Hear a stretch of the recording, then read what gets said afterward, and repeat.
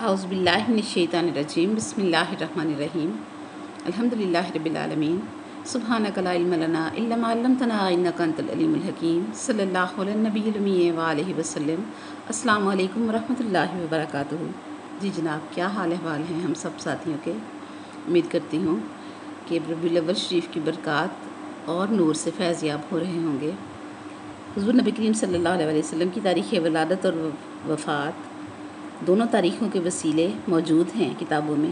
17 ربیع الاول تاریخ ولادت جناب ابو طالب علیہ السلام نے بتائی، اور تاریخ وفات نبی صلی اللہ علیہ وسلم کی اس محبوب ہستی نے بتائی، جس نے ڈھال بن کر ہمیشہ اپنے مولا صلی اللہ علیہ وسلم کو بچایا، اور پھر وفات کے روز رو رو کر غسل دیا، نماز پڑھنے کا طریقہ تمام صحابہ اکرام کو تعلیم کیا، اور گریہ زاری کرتے ہوئے قبر میں لٹایا۔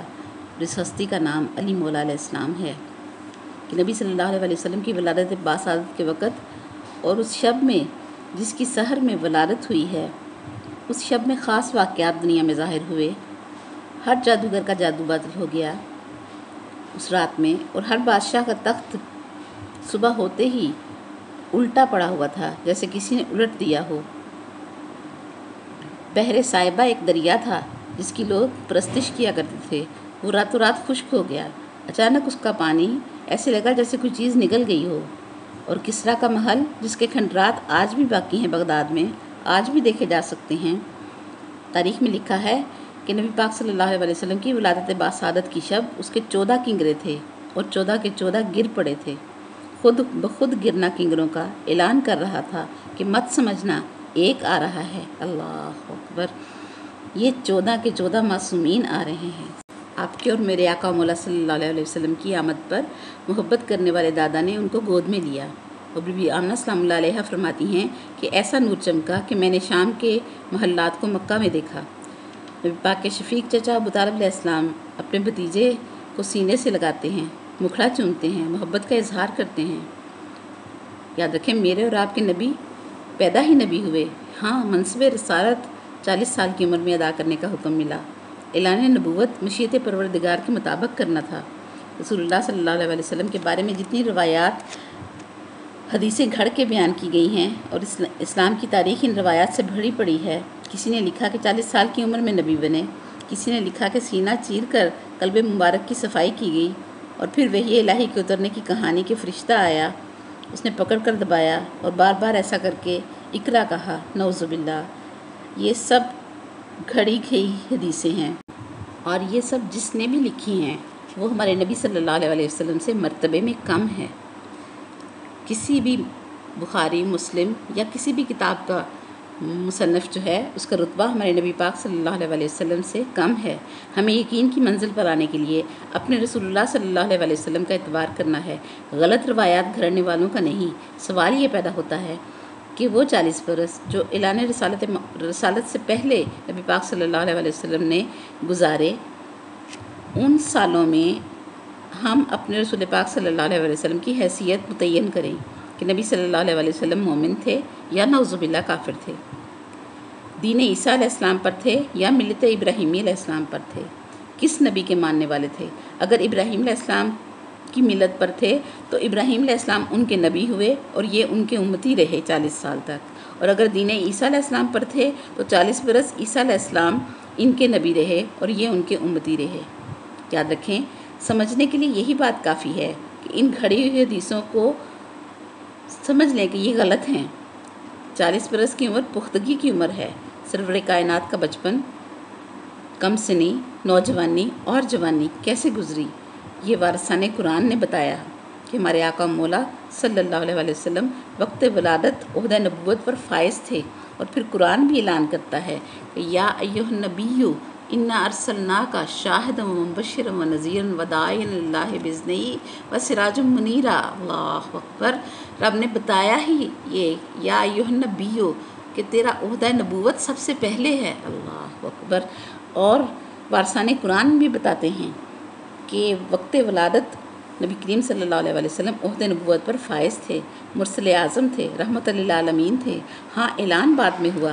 یاد رکھیں، کسان کا کام اس دن سے شروع نہیں ہوتا جس دن سے زمین میں بیج ڈالتا ہے، بلکہ اس سے بہت پہلے وہ زمین کو تیار کرتا ہے، زمین کو نرم کرتا ہے، ہل چلاتا ہے، کھاد ملاتا ہے۔ جب کھیت کی زمین تیار ہو جاتی ہے اور موسم بھی مناسب ہو جاتا ہے تو وہ اس میں بیج ڈالتا ہے۔ بین اسی طرح سے نبی صلی اللہ علیہ وسلم مکہ کے لوگوں کے ذہنوں کی زمین تیار کر رہے تھے۔ ان لوگوں کے ذہنوں کی زمین بنجر تھی، اتنی خراب اور تاریک تھی کہ پیغمبر اسلام صلی اللہ علیہ وسلم نے 40 سال تک اپنے اخلاق کا پانی اس میں شامل کیا اور اپنے کردار کی نورانیت سے ان ذہنوں کی زمین نرم کی، اپنے عمل کی شرافت ان کے ذہنوں میں شامل کی۔ جب ذہن انسانی اور فکر انسانی کو اس قابل بنا لیا کہ حق و باطل کا فیصلہ اپنی قوت عقل اور قوت ارادی سے کر سکیں تو تب فرمایا قولوا لا الہ الا اللہ سبحان اللہ سبحان اللہ۔ سورہ فرقان میں بھی رب العزت ارشاد فرماتا ہے کہ اے میرے محبوب صلی اللہ علیہ وسلم آپ دیکھیں تو صحیح، اللہ اکبر۔ یاد رکھیں قرآن کے کئی مقامات پر رب العزت نے اپنے محبوب صلی اللہ علیہ وسلم سے بات شروع کرنے سے پہلے الم تری فرمایا ہے، دعوت نظر دی ہے کہ کیا آپ نے نہیں دیکھا۔ پچھلے گزرے ہوئے واقعات کو دہراتے ہوئے رب نے اپنے حبیب سے الم تری کہہ کر بات شروع کی، اور حضور صلی اللہ علیہ وسلم سے ہزاروں سال پہلے کی بات کرتے ہوئے بھی رب فرماتا ہے الم تری الی قوم عاد، پھر فرماتا ہے الم تری کیف فعل ربک باصحاب الفیل۔ اگر گنا جائے تو ٹوٹل 31 مقامات پر نبی پاک صلی اللہ علیہ وسلم کو پچھلے گزرے ہوئے واقعات یاد کروانے کے لیے الم تری کا لفظ جو ہے اللہ کریم نے استعمال کیا۔ سوچنے کی بات ہے کہ رب نے ایک بار بھی نبی صلی اللہ علیہ وسلم کے موجود زمانے کی بات نہیں کی، بلکہ پچھلے زمانوں کے لیے فرمایا اللہ اکبر کہ کیا تو نے نہیں دیکھا۔ الم تری الی الذی حاج ابراہیم فی ربہ، ابراہیم علیہ السلام کے دور کے زمانے کی بات کی تو بھی یہی کہا۔ پھر فرمایا الم تری کیف فعل ربک بعاد، یعنی کہ عاد کی قوم کے ساتھ تیرے رب نے کیا کیا، کیا تو نے نہیں دیکھا تھا۔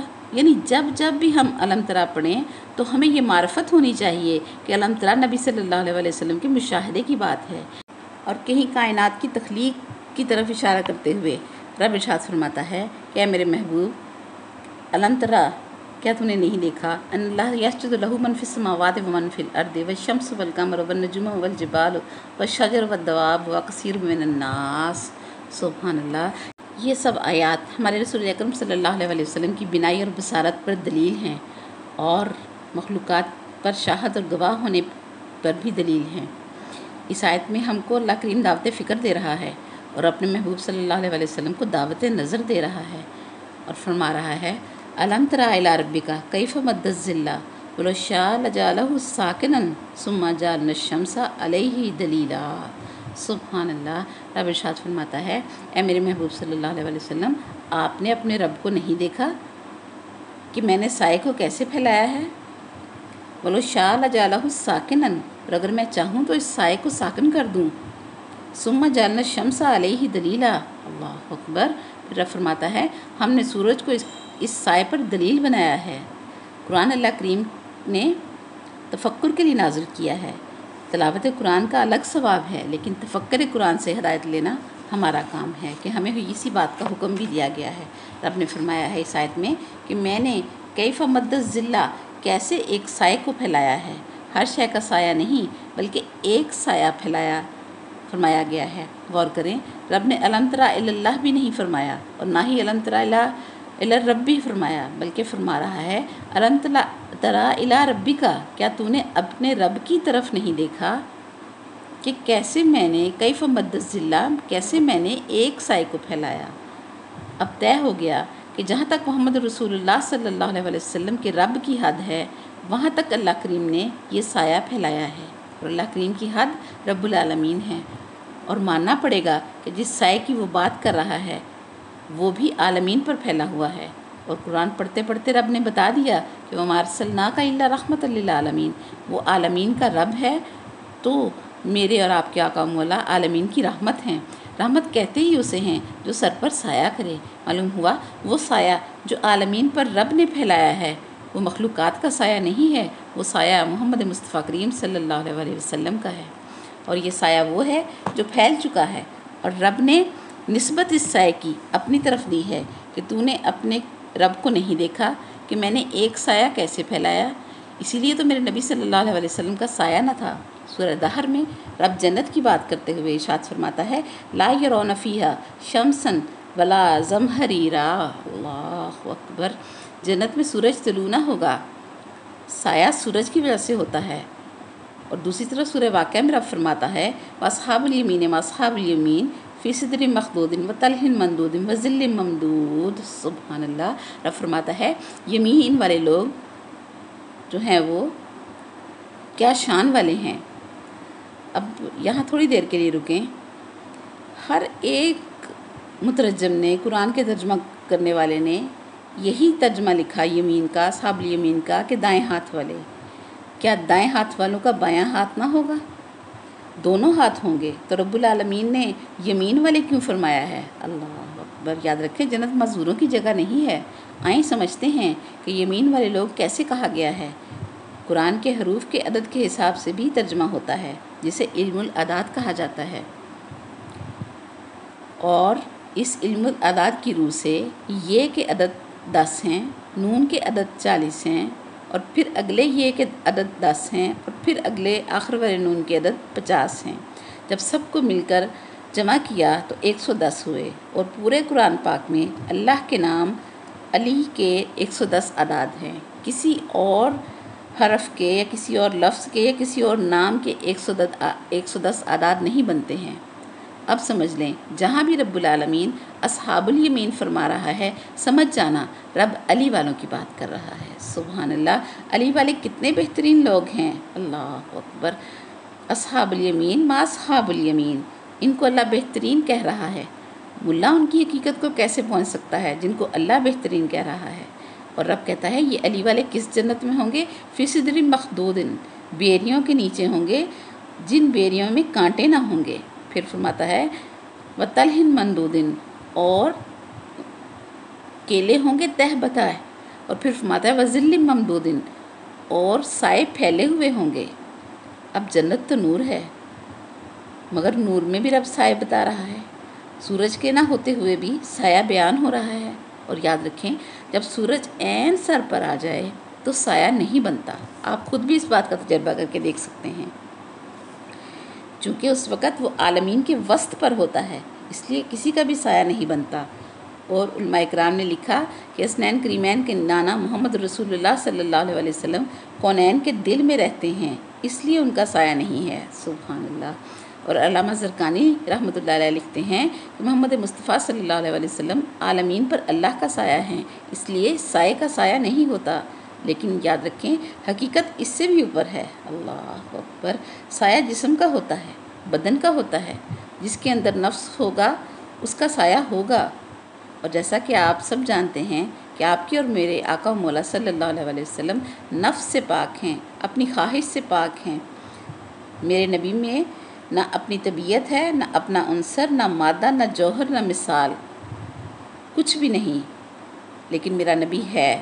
نبی صلی اللہ علیہ وسلم سے پہلے بھی کچھ نہ تھا، فقط توحید کا جلوہ تھا۔ اور یاد رکھیں جو جس شے سے بنتا ہے وہ شے پہلے ہوتی ہے۔ کہ قرآن فرماتا ہے ان اللہ خلق آدم من تراب، مٹی ہے تھی تو آدم علیہ السلام مٹی سے بنے نا۔ سورہ رحمان میں رب فرماتا ہے خلق الجان من مارج من نار، جن بنے آگ کے شعلے سے، آگ تھی تو جن بنے نا۔ پھر قرآن بتاتا ہے خلق اللہ الملائکۃ من النور، فرشتوں کو اللہ نے نور سے بنایا، نور پہلے تھا تو نور سے بنے نا فرشتے۔ اور محمد رسول اللہ صلی اللہ علیہ وسلم سے پہلے تو نور بھی کوئی نہ تھا، کہ ہمارا نبی اول ہے، اللہ اکبر۔ رب نے سورہ زخرف میں ارشاد فرمایا جب عیسائیوں نے دعویٰ کیا کہ عیسیٰ علیہ السلام اللہ کا بیٹا ہے، تو رب نے آیت نازل کر دی اور فرمایا کل ان کان للرحمن ولد فانا اول العابدین، اے میرے محبوب صلی اللہ علیہ وسلم ان کو کہہ دو کہ اگر رحمان کا کوئی بیٹا ہوتا تو میں عابدین میں سب سے پہلے ہوں، میں ہوتا۔ دوسری صورت ترجمے کی یہ ہے کہ اے میرے محبوب صلی اللہ علیہ وسلم آپ فرما دو کہ رحمان کا اگر کوئی بیٹا ہوتا تو میں عابدین میں سب سے اول ہوں، وہ بیٹا میرے سامنے ہوتا۔ یعنی اتنا اول ہے میرا رسول صلی اللہ علیہ وسلم کہ اگر اللہ کی بھی اولاد ہوتی تو میرے آقا و مولا صلی اللہ علیہ وسلم کے بعد ہوتی، پہلے نہیں ہو سکتی تھی۔ سبحان اللہ، اتنا اول ہے میرا رسول کہ اس سے پہلے کچھ بھی نہیں۔ عالم ناسوت سے لے کر 80,000 عالمین میں کچھ بھی نہ تھا مگر میرا رسول تھا۔ عالم دنیا، عالم ارواح، عالم نفوس، عالم عقل، عالم صورت، سب عالمین ہیں۔ اور یہاں سے ایک حدیث پاک مجھے یاد آ گئی، میں آپ کے ساتھ شیئر کرتی چلوں۔ عالم صورت جب ذکر ہوا ہے تو نبی پاک صلی اللہ علیہ وسلم نے ارشاد فرمایا کہ جنت میں رب نے ایک بازار لگایا ہوا ہے جہاں صورتیں بکتی ہیں۔ یہاں دنیا میں تو کوئی گورا ہے، کالا ہے، کوئی خوبصورت ہے، کوئی بد شکل ہے، اور خوبصورت کو یہ آس ہوتی ہے کہ میں خوبصورت سے خوبصورت نظر آؤں، اور بد شکل کو تو بالخصوص اس بات کی تمنا اور خواہش ہوتی ہے کہ میں خوبصورت نظر آؤں۔ تو نبی پاک نے ارشاد فرمایا وہاں مزے ہوں گے کہ یوسف علیہ السلام کی شکل بھی اس بازار میں بک رہی ہوگی، اور جو بندہ خریدنا چاہے گا، جو بھی صورت اس کو پسند ہوگی، اس کی قیمت مجھ محمد صلی اللہ علیہ وسلم اور میری آل پر 5 بار درود پڑھنا ہوگی۔ سبحان اللہ، جب یوسف علیہ السلام جیسا نبی میرے نبی صلی اللہ علیہ وسلم اور ان کی آل پر پڑے ہوئے 5 بار کے درود کی قیمت پر مل جائے، ان کی صورت مل جائے، تو بد شکل ملنا سے پوچھو کہ محمد صلی اللہ علیہ وسلم اور آل محمد صلی اللہ علیہ وسلم تیرے جیسے ہو سکتے ہیں؟ اللہ اکبر، استغفر اللہ۔ یہ تصور ہی جو ہے یہ بندے کو ایمان سے نکال دیتا ہے۔ یاد رکھیں، ان سارے عالمین میں کچھ بھی نہ تھا، اور فاطمہ الزہرا سلام اللہ علیہ کے بابا جان تھے، حسنین کریمین کے نانا تھے، جسد نہ تھا، بدن نہ تھا، یہ تھے، جسم کوئی نہ تھا، یہ تھے۔ اب آپ فرق سمجھ لیں کہ جسد اور جسم میں کیا فرق ہوتا ہے۔ جسد وہ ہوتا ہے جو نظر آئے، جسم وہ ہوتا ہے جو ہو تو صحیح لیکن نظر نہ آئے۔ جیسے ہوا جسم رکھتی ہے، نظر نہیں آتی، جن جسم رکھتے ہیں، نظر نہیں آتے۔ صورتیں کوئی نہ تھیں، یہ تھے۔ اب یہ خاندان تطہیر جس دنیا میں بھی آتے ہیں، اس دنیا میں آنے کے لیے خود اپنی صورت بناتے ہیں۔ وہ صورت ان کی حقیقی صورت نہیں ہوتی جو اللہ کریم نے ان کی بنائی ہوئی ہے۔ رسول خدا صلی اللہ علیہ وسلم نے فرمایا کہ جس صورت پر اللہ نے مجھ کو بنایا ہے، میری وہ صورت سوائے علی مولا کے کسی نے نہیں دیکھی ہے۔ اب کوئی فیصلہ کرنا تو ہے نا کہ نہ جوہر ہے، نہ مادہ ہے، نہ مواد ہے، نہ نار ہے، نہ مثال ہے، نہ نور ہے، نہ طبیعت ہے، نہ صورت ہے، نہ شے ہے، نہ لا شے ہے، اور نور بھی نہیں ہے کہ نور تو میرے نبی صلی اللہ علیہ وسلم کی خیرات ہے۔ خوشبو قرآن کے سامعین یہ جانتے ہیں کہ میرے نبی صلی اللہ علیہ وسلم کے سینے کے پسینے کی جھٹکی ہوئی خیرات میں 1,24,000 قطرے گرے، اور رب کریم نے ان 1,24,000 قطروں سے انبیاء اور مرسلین بنا دیے۔ سبحان اللہ، معلوم ہوا یوسف علیہ السلام میرے نبی کے پسینے کی ایک بوند ہیں، عیسیٰ علیہ السلام میرے رسول کے پسینے کا ایک قطرہ ہیں، آدم علیہ السلام سے لے کر عیسیٰ علیہ السلام تک سب میرے رسول پاک صلی اللہ علیہ وسلم کے پسینے کا ایک جھٹکا ہوا قطرہ ہیں۔ اور علم طبیعیات سے پوچھ لیں کہ ہمارے جسم میں خون کون کون سے مراحل طے کر کے ہمارے ماتھے اور جسم پر آنے تک پسینہ بنتا ہے، تو وہ بتائیں گے کہ 70 مرحلوں سے گزرتا ہے۔ معلوم ہوا خون پسینے سے 70 درجے افضل ہے، اور پسینہ خون سے 70 درجے پست ہے، اور محمد رسول اللہ صلی اللہ علیہ وسلم کے پسینے سے انبیاء اور رسول بنے۔ اور علی مولا کو نبی صلی اللہ علیہ وسلم فرمائیں یا علی لحموں کا لحمی، دموں کا دمی، جسموں کا جسمی، روحوں کا روحی، نفسوں کا نفسی۔ سبحان اللہ، یہ نہیں فرمایا کہ میرا خون تیرا خون، بلکہ فرمایا لحموں کا لحمی، یعنی تیرا خون میرا خون۔ اسی طرح سے روحوں کا روحی، تیری روح میری روح فرمایا ہے۔ اسی طرح سے نفسوں کا نفسی، تیرا نفس میرا نفس فرمایا ہے۔ اللہ اکبر، علی کا رشتہ اپنے ساتھ نہیں جوڑا بلکہ اپنا رشتہ میرے آقا مولا صلی اللہ علیہ وسلم نے علی مولا کے ساتھ جوڑا۔ اسی حدیث پاک کی روح سے ہمیں عظمت ولایت سمجھ آ جانی چاہیے۔ اب بات سمجھنے کے لیے آسان ہو گئی ہے کہ رسول اللہ صلی اللہ علیہ وسلم کا خون علی مولا ہے، تو سمجھ لیں کہ آدم علیہ السلام ہیں میرے اور آپ کے آقا کے پسینے کا ایک قطرہ، سارا پسینہ نہیں، ایک قطرہ ہیں۔ اور حدیث مبارکہ کے الفاظ ہیں خلق اللہ من عرق راسہ الملائکہ، کہ اللہ کریم نے نبی کریم صلی اللہ علیہ وسلم کے سر کے پسینے سے ملائکہ کو خلق کیا۔ اللہ اکبر، اور علی مولا ہیں سارے کا سارا نبی پاک صلی اللہ علیہ وسلم کا خون۔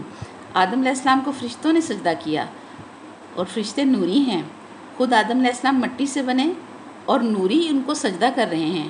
میرے نبی کے پسینے کو سجدہ ہو رہا ہے۔ اب عقیدہ بنائیں کہ جو پسینے کی بوند ہے آدم علیہ السلام وہ نوریوں کے سجدے میں آئیں، اور جو محمد رسول اللہ صلی اللہ علیہ وسلم کا خون ہے وہ ہمارے کلمہ، اذان اور نماز کی گواہیوں میں نہ ہو تو ہماری عبادتیں کیسی، ہمارا دین کیسا، ہمارا عقیدہ توحید و رسالت کیسا؟ اللہ اکبر۔ علی مولا کی ولایت کے عقیدے کے بغیر ناقص اور نامکمل ہے سب کچھ، اور ساری محنت اکارت جانے والی ہے۔ اس لیے باضمیر بنیں، خود کا بھلا کریں، اپنی اولادوں کا بھلا کریں۔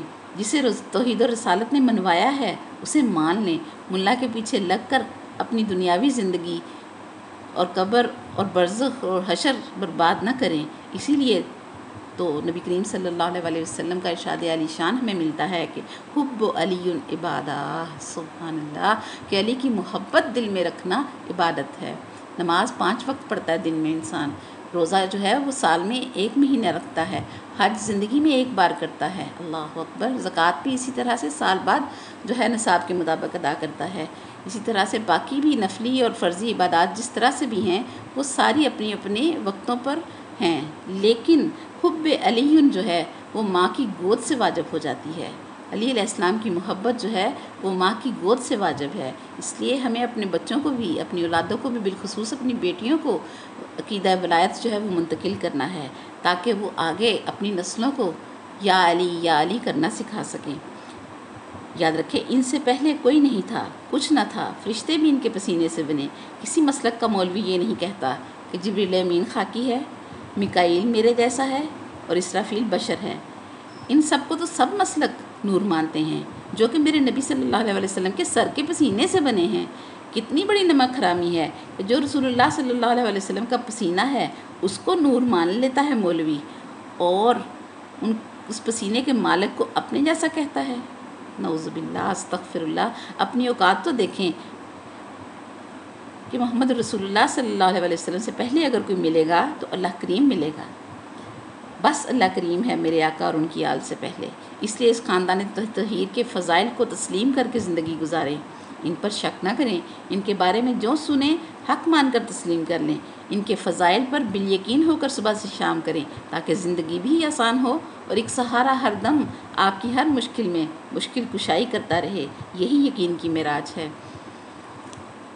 یہ اللہ بھی نہیں ہے، لیکن یہ بندے ہو کر بھی اس کی مشیت کے مظہر ہیں۔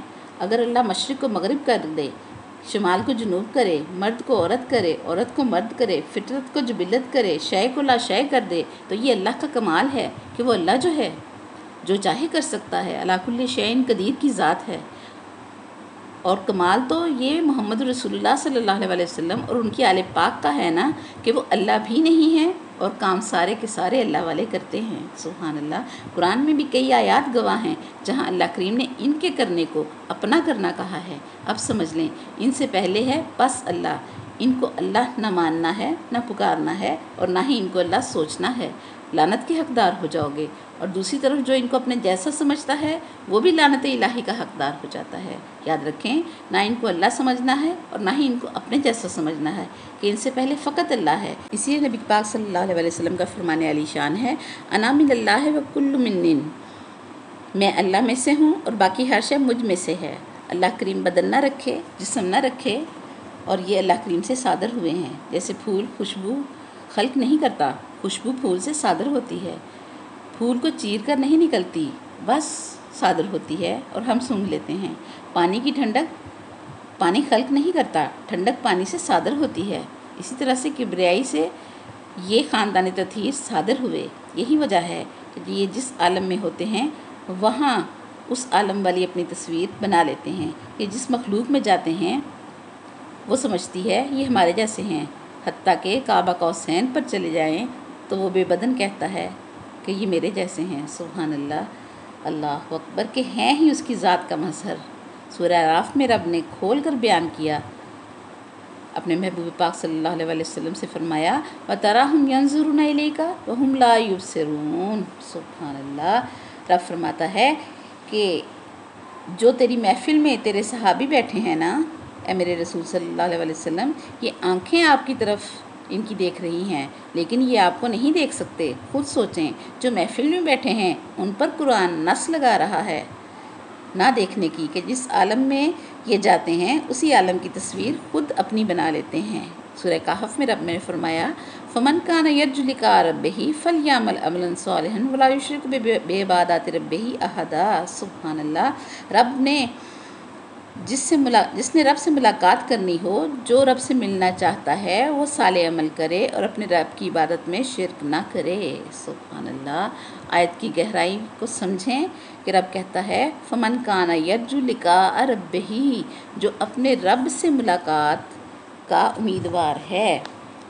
تو جب چھٹے امام جعفر صادق علیہ السلام سے ان کے شاگرد نے سوال کیا کہ اللہ قیامت والے دن نظر آئے گا، تو مولا نے الٹا اس سے سوال کر دیا کہ کیا وہ آج نظر آتا ہے؟ تو وہ کہنے لگا نہیں۔ تو فرمایا پھر وہ قیامت میں کیسے نظر آئے گا؟ تو اس نے عرض کی مولا قرآن کہتا ہے جو رب سے ملاقات کرنا چاہے۔ تو اس آیت سے میں کیا مراد لوں؟ تو مولا نے ارشاد فرمایا سچ ہے، قرآن کی آیت ہے، حق ہے۔ تو پھر اس نے عرض کی مولا سمجھ نہیں آیا کہ وہ دکھے گا بھی نہیں اور آیت بھی قرآن کی حق اور سچ ہے کہ ملاقات ہوگی۔ تو امام جعفر صادق علیہ السلام نے فرمایا جس طرف تیرا ذہن جا رہا ہے یہ وہ بات نہیں ہے، یاد رکھ زیارتنا زیارت اللہ۔ سبحان اللہ۔ ہم خاندان تطہیر، ہم 14 معصومین کی زیارت ہی اس کی زیارت ہے۔ پھر اس سائل نے سوال کیا کہ قیامت والے دن کا انعام تو نہ ہوا؟ آپ کی زیارت تو میں اب بھی کر رہا ہوں، اپنی زندگی میں جیتے جی بھی کر رہا ہوں، پھر قیامت کے دن اللہ کریم کیا احسان کرے گا؟ تو مولا کے چہرے پر جلال آیا اور فرمایا تجھے کس نے کہا کہ تو مجھے دیکھ رہا ہے؟ عرض کی مولا آپ کے سامنے بیٹھا ہوں، آپ کو دیکھ رہا ہوں۔ فرمایا دنیا میں تم نے ہمارے وہ چہرے دیکھے ہیں جو ہم نے خود بنائے ہیں، اور روز قیامت تم ہمارے وہ چہرے دیکھو گے جو اللہ نے ہمارے بنائے ہیں۔ سبحان اللہ۔ قیامت میں تم ہمارے وجہ اللہ دیکھو گے۔ سبحان اللہ۔ اب جن کا حقیقی چہرہ دیکھنے کے لیے اللہ کریم قیامت تک کا انتظار کروائے، ان کی حقیقت کو دنیا میں مولوی سمجھانے چلا ہے۔ استغفر اللہ، کتنی بڑی جسارت کر رہا ہے۔ اب سمجھ لیں، اللہ فرماتا ہے میں رب العالمین ہوں اور میں بے سائے کا سایہ ہوں۔ اس نبی کو میں نے عالمین پر رحمت بنا دیا ہے۔ اب کسی اندھے کو رحمت کا بادل نظر نہ آئے تو اس میں قصور اس کی بینائی کا ہے۔ اللہ کا کرم تو لامحدود ہے۔ سبحان اللہ۔ اور یاد رکھیں ربیع الاول شریف کی خوشی مخلوق کی خوشی نہیں ہے، خالق کے گھر کی خوشی ہے۔ خالق نے ربیع الاول شریف میں اپنا محبوب پاک صلی اللہ علیہ وآلہ وسلم جو ہے دنیا کو عطا فرمایا۔ رب سے کہیں کہ اے میرے مولا جتنا تو خوش ہے اپنے محبوب صلی اللہ علیہ وآلہ وسلم کی آمد پر، تو جو لٹا سکتا ہے اس خوشی میں وہ سب کچھ میرے دامن میں ڈال دے۔ چھوٹی چھوٹی حاجتیں مت طلب کریں، رب سے رب کی خوشی میں اس کی عطا مانگیں تاکہ ہماری وہ حسرتیں بھی پوری ہو جائیں جو کبھی ہم نے سوچی بھی نہیں ہیں، جن کی کبھی ہم نے دعا اور تمنا بھی نہیں کی ہے۔ آج کے لیے اتنا ہی۔ وآخر دعوانا الحمدللہ رب العالمین۔ سبحانک اللہم وبحمدک ونشہد ان لا الہ الا انت نستغفرک ونتوب الیک۔ الحمدللہ الذی ہدانا لہذا وما کنا لنہتدی لولا ان ہدانا اللہ، وصلی اللہ تعالی علی خیر خلقہ محمد وآلہ اجمعین برحمتک یا ارحم الراحمین۔ السلام علیکم ورحمۃ اللہ وبرکاتہ۔